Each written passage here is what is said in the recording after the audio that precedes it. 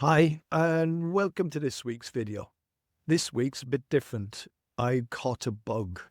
I've been poorly, I've been under the weather, so I haven't been able to go cycling. So what I've decided to do is talk about health, if it were an exam situation. So a prompt from an examiner with a possible answer. So were the examiner to say something like, a friend of mine maintains that our immune systems have never fully recovered from COVID-19, and that's why we're seeing an upsurge in harder hitting flus and their effects. Okay, so the examiner were to say something like that to you, what would you say? Well, maybe we could say something like, I see where your friend's coming from, and I've heard this same argument too. I'm not really sure where I stand on this one, though. I think both sides have merits, and I've got a friend who's quite adamant that COVID-19 and its effects are done and dusted, that we're finished with it. It's over and it's gone. However, if I were pressed and I had to give an opinion, and I'm no expert on this, I'm a lay person, but if I had to give an opinion, I would say I can see why your friend might think that as well, especially with the lingering effects of COVID-19 and what the effects that it's had on people's health. It's true that COVID did have a significant impact on our immune systems. No one can deny that, I think. And some studies suggest that certain individuals could have ongoing immune challenges after an infection.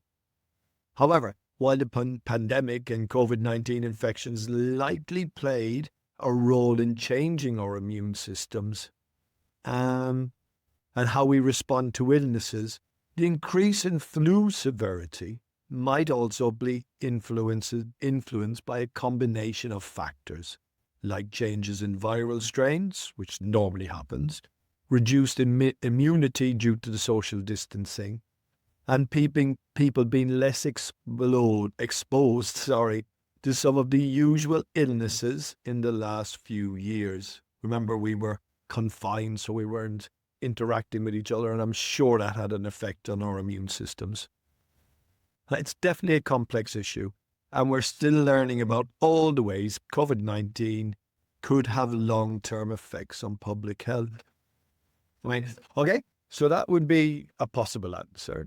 Everyone has their own opinion. So what I'm going to do next is I'm going to unpack some of the language that I used when I was doing this one.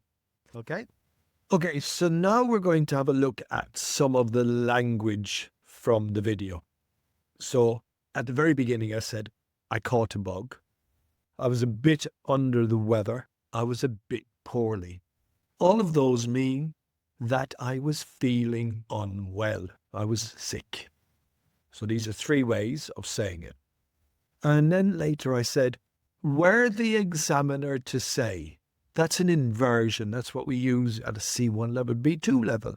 We just take out the if the examiner were to say, and we rearrange the were, put it at the beginning of the sentence. So were the examiner to say, instead of if the examiner were to say. So we change the position of were and examiner.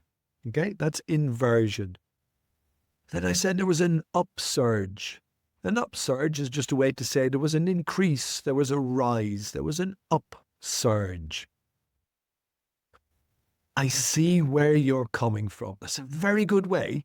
In a Trinity type exam, when we're trying to establish common ground at B2 and C1 level, we need to establish common ground. So that's a way of agreeing with someone to say, I see where you're coming from. I understand what you're saying. Whether I agree or not will become clear. But at the moment, I understand what you're saying. I see where you're coming from. Then I said, I don't know where I stand on. I don't know where I stand on. I don't know what my opinion is. I haven't made up my mind. I don't know where I stand on this issue. And then I said, I have a friend who's quite adamant. That means he's got very strong views He's quite adamant about something. Okay, and then I had done and dusted. As you see in the video, it just means it's finished. It's done and dusted.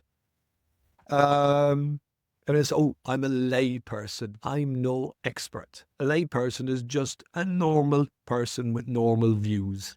Okay, whatever normal is. Studies suggest. Okay, again, at B2 and C1, we have to, justify our opinions. So a good way of justifying your opinion is to talk about studies and research. Studies suggest. Okay, studies say. Studies have found. And the last one that I'm picking out today anyway is to play a role. To play a role in something is to have a part. Hopefully you've liked this new video. I think there's probably a change in color because I'm recording this bit at night. Like and subscribe, and hopefully I'll get better with my new video editor. Anyway, that's it. Until the next one. Bye.